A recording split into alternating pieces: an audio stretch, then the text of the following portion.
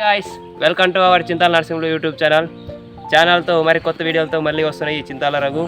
మరి 7th సెమ్లో అనేది రాబోయే ప్రోగ్రామ్ చూసినాం. ఇప్పుడు 8th సెమ్ అనేది స్టార్ట్ అవుతుంది. 7th సెమ్ వైవో కూడా కంప్లీట్ అయిపోయింది. ఇప్పుడు 8th సెమ్కి వచ్చేసరికి అగ్రోనమీలో ఈ ఫీల్డ్ అనేది ఇవ్వడం జరిగింది. ఈ ఫీల్డ్ ఎంత అంటే ఒక 10 సెంట్లు ఉంటుంది. ఈ 10 సెంట్లలో మొక్కజొన్న అనేది వేయడం జరుగుతుంది. మరి ఆ మొక్కజొన్న వేయడానికి ముందే ఇప్పుడు మాన్యూర్ అనేది వేస్తున్నాం. చూడండి, పౌల్ట్రీ మాన్యూర్ అలాగే వర్మీ కంపోస్ట్ కూడా వేస్తున్నాం. ఎరువు చల్లడానికి ఎరువు తీసుకెళ్తున్నాం. ఇది వచ్చి పౌల్ట్రీ మాన్యూర్. అగో మా ఎన్నుక వాళ్ళు వస్తున్నారు కదా, వాళ్ళ దగ్గర వచ్చి వర్మీ కంపోస్ట్ ఉంది.